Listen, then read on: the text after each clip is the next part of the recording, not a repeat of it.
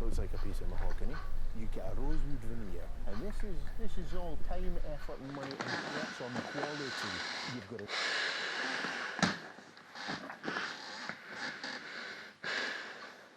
I'm actually disappointed. I met someone early January. My best friend and I were setting a business to start in a couple of months. We looked at potential premises and he was a builder working on one of the sites.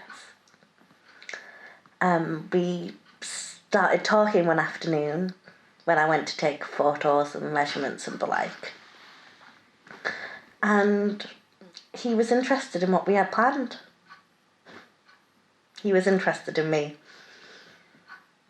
We went out a few times for coffee and we started to get to know each other. I think it was the second date. He admitted he was married. My face must have been a picture.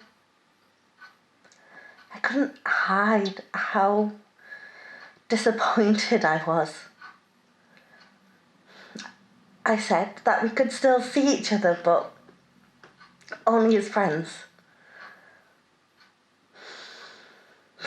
I think it was literally the next time we met. He asked if I'd meet him in a hotel. I was shocked. I panicked and I left half my coffee and my shortbread. I couldn't get out the cafe quick enough. I wasn't shocked that he asked me. I was shocked at how desperately I wanted to say yes. I saw him the next day and he was so kind about it all. He couldn't apologise enough. He said he got it all wrong, that he was annoyed with himself. He was so stupid.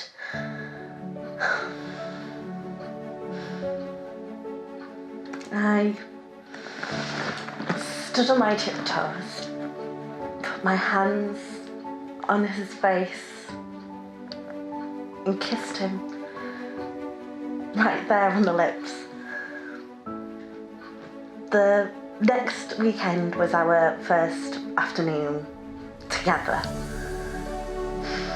Looking back at it now, it was dreadful. We were fumbling about and nervous more than anything. That didn't matter one bit. Afterwards, we just lied there together and chatted for ages. There was just a real spark between us.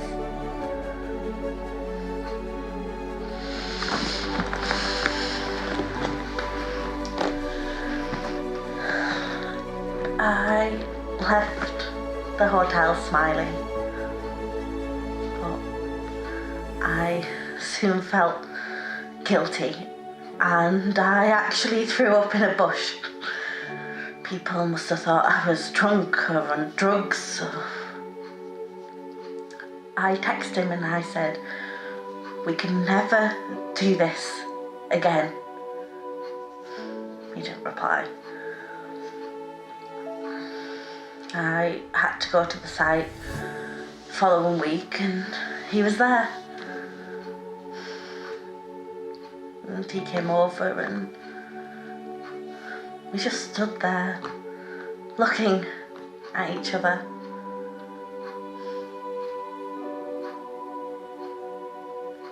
He put his hands on either side of my face and kissed me like I kissed him before.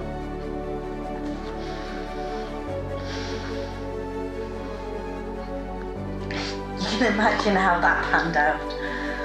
We started meeting regularly at the hotel. I fell for him pretty quickly. We could just talk for hours. There was a real connection between us. By March, he was planning to move out and live with a friend. From there, he'd start seeing me. We couldn't risk him moving in with me, well, not right away. He was going to tell her that he'd had enough and that there was nobody else involved. He's going to do it next week, after her birthday. And then lockdown happened.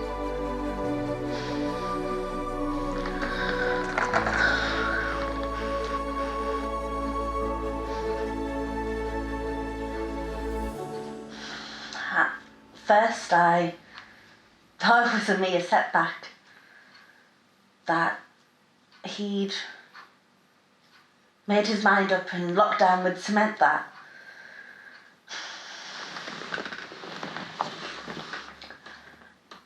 You know, prolonged time with his wife would surely lead to frayed nerves and arguments.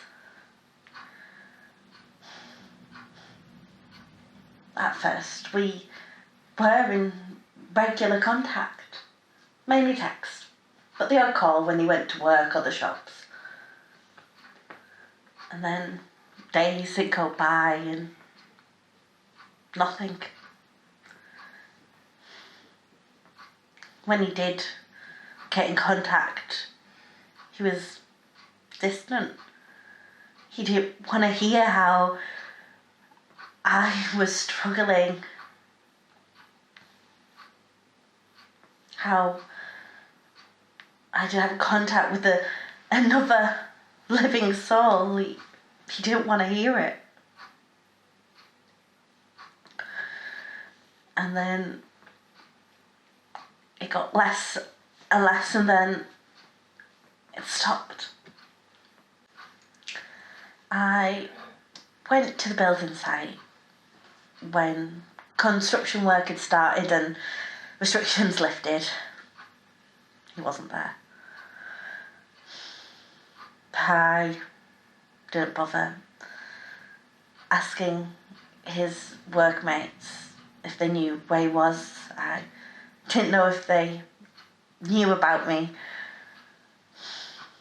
I just walked for hours,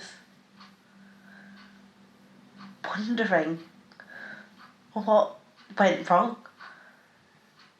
What did I say to make it end?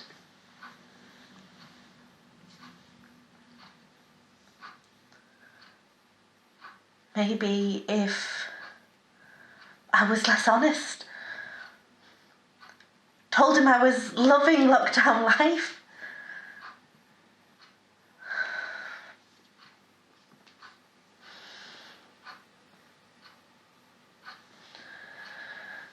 The hardest bit is not knowing.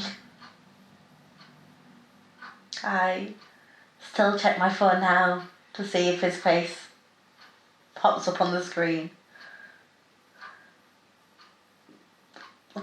Ray, why don't you just tell me it's over?